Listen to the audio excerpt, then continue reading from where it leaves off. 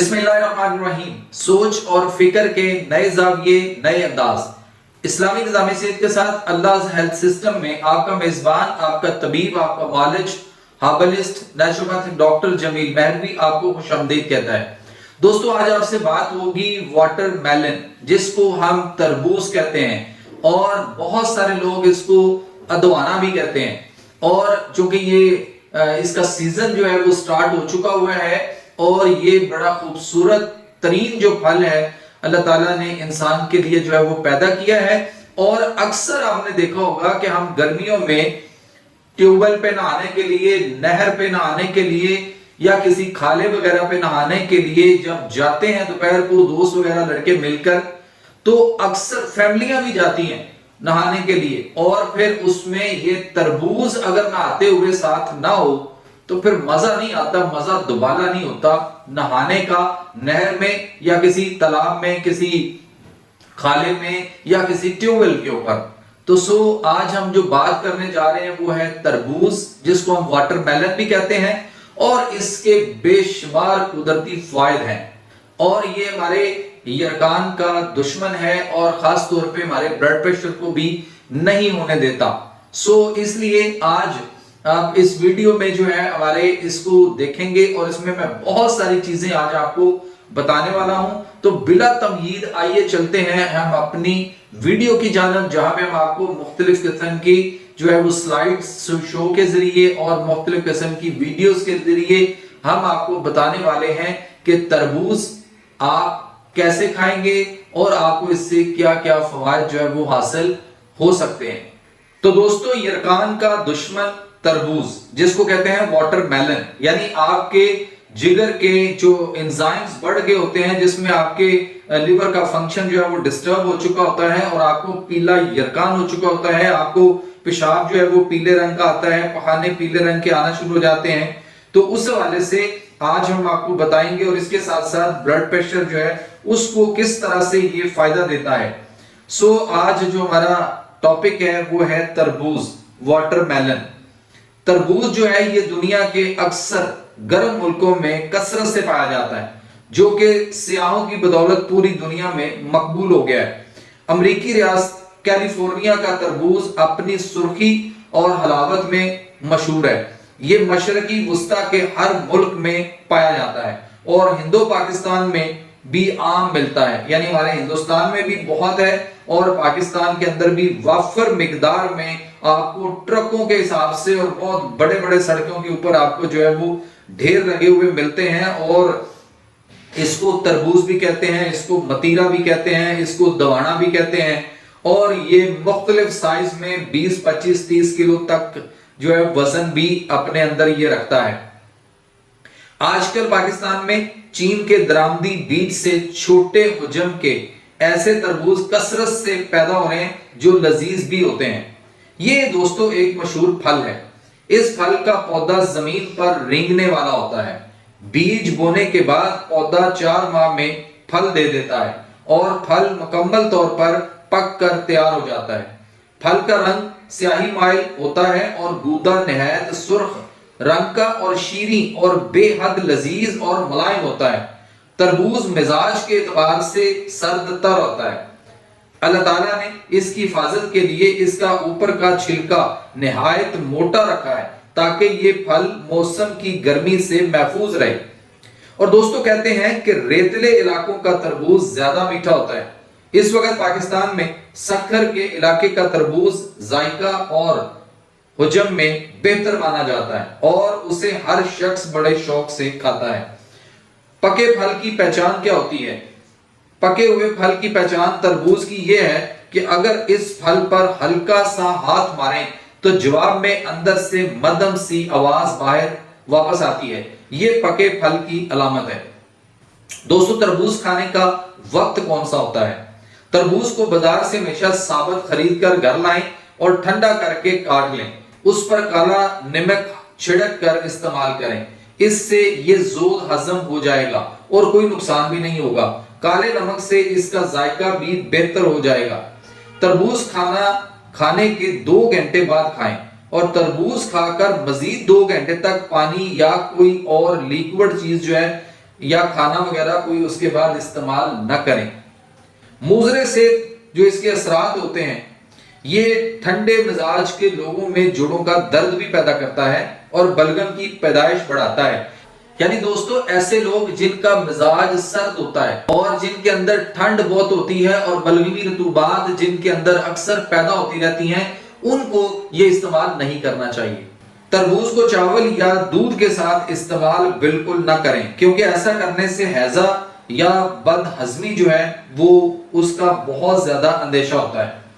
اس کے بعد تربوز کو کھیرے اور ککڑی کے ساتھ بالکل نہ کھائیں، یعنی کھیرا اور تر جس کو کہتے ہیں ککڑی، اس کے ساتھ بالکل نہیں کھانا چاہیے۔ اور تربوز کھانے کے بعد کم از کم 1.5 گھنٹہ تک پانی نہ پئیں، ورنہ پیٹ میں درد، مروڑ وغیرہ ہو سکتے ہیں۔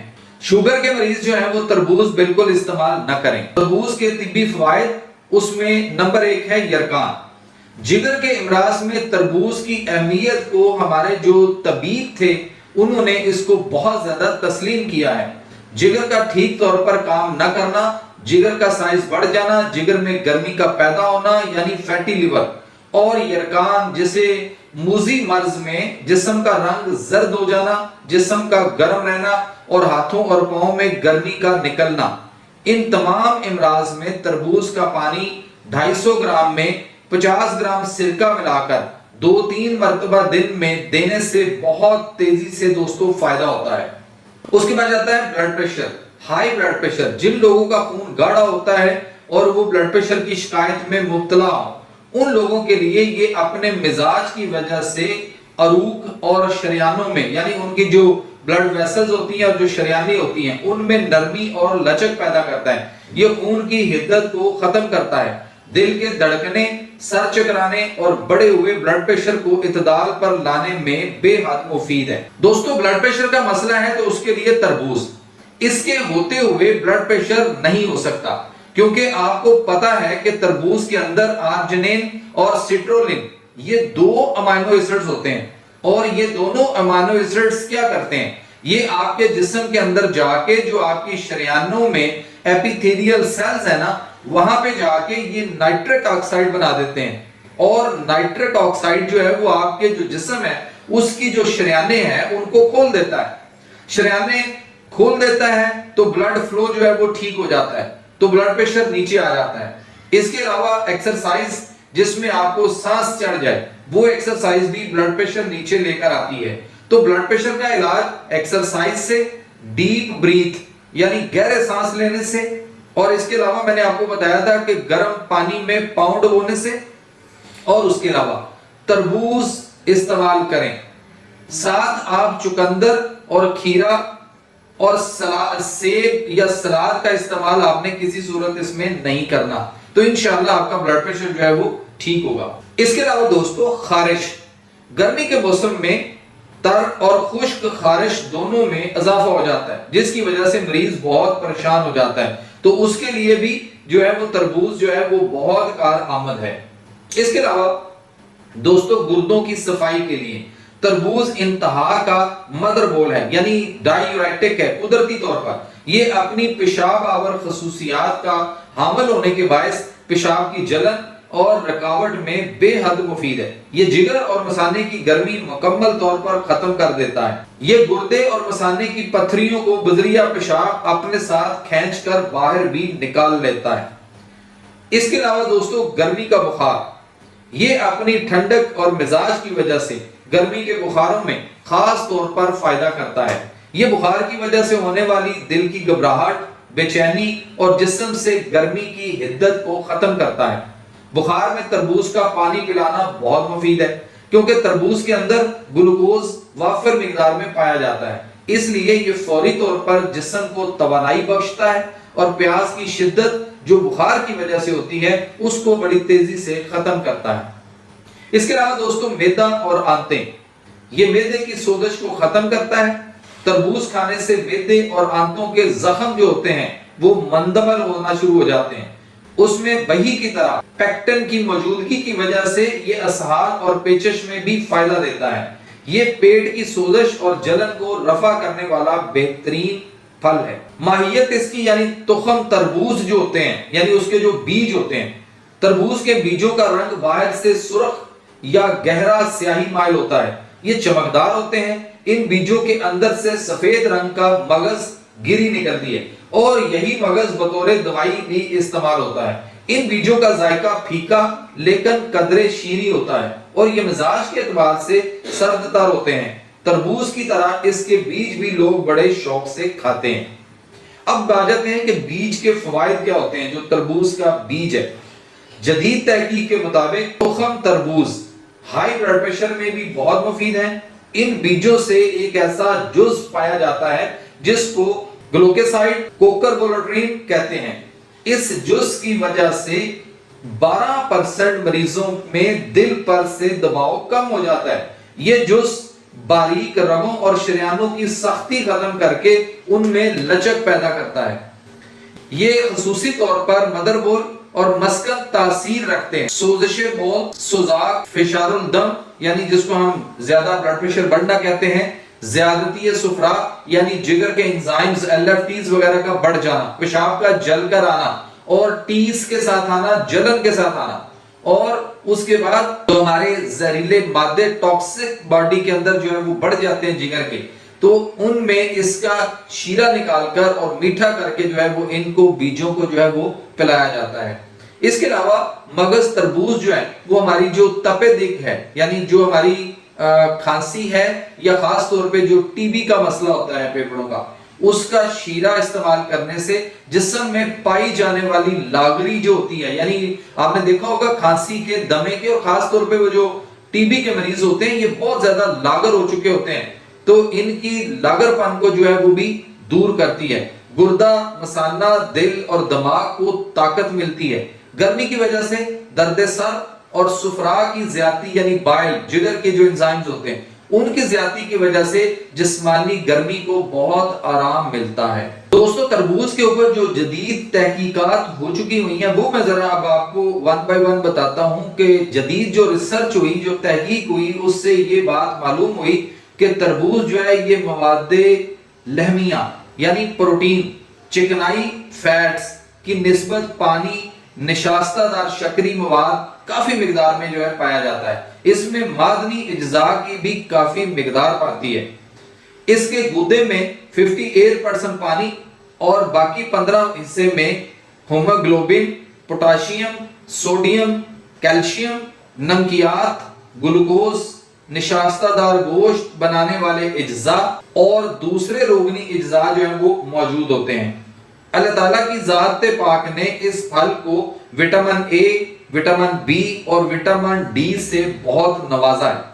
यानी तरबूज का गूदा, तरबूज के बीज के अंदर का मगज दोनों ही दोस्तों गजाई और शिफाई असरार से पूरी तरह जिसको कहते हैं ना वो माला माल है। तो दोस्तों, ये थे तरबूज के फवायद, और जहां जिन लोगों के मिजाज पर नहीं आता उसका नुकसान भी बताया उन लोगों के लिए कि क्योंकि हर बंदा तो नहीं खा सकता।